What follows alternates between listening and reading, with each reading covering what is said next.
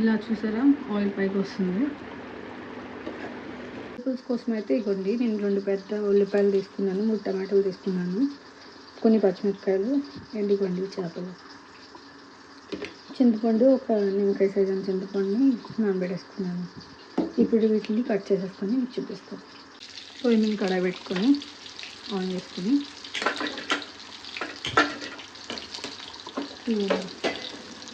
Cut చేసుకున్న ఉల్లిపాయలు, పచ్చిమిరపకాయలు ఆయిల్ వేసుకొని వేసుకోవడము. ఫ్రై అవుతుంది.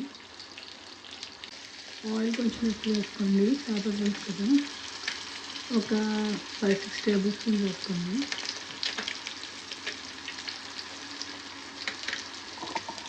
ఇందులోకి ఇప్పుడు కోసి పెట్టుకున్న ఉల్లిపాయలు, పచ్చిమిరపకాయలు అన్నీ వేసుకోండి.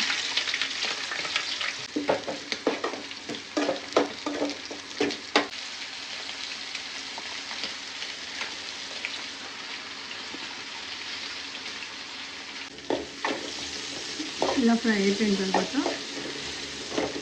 ఇంట్లోకి మనం కోసి పెట్టుకున్న టమాటాలు కూడా వేసుకోవాలన్నమాట.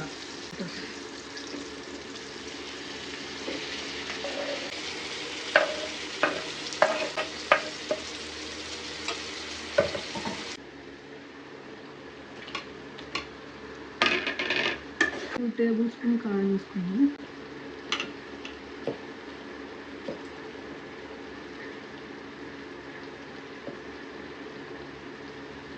కొంచెం నేను ఆల్రెడీ ముందు సాల్ట్ వేసుకున్నాను.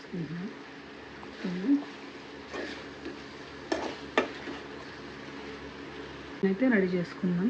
సేపు అయిన తర్వాత మూత తీసుకొని బాగా కలుపుకోండి, లేకపోతే ఎక్కువసేపు ఉన్నా కూడా మాడిపోతుంది అన్నమాట.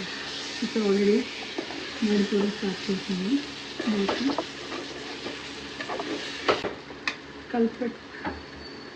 కలిపెట్టుకుని చింతపండు రసం మొత్తం వేసుకుందాం.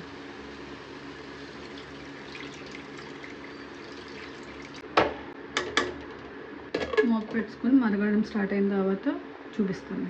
కాసేపటికి ఇలా మరగడం స్టార్ట్ అయింది సరే, ఒకసారి కలుపుకోండి.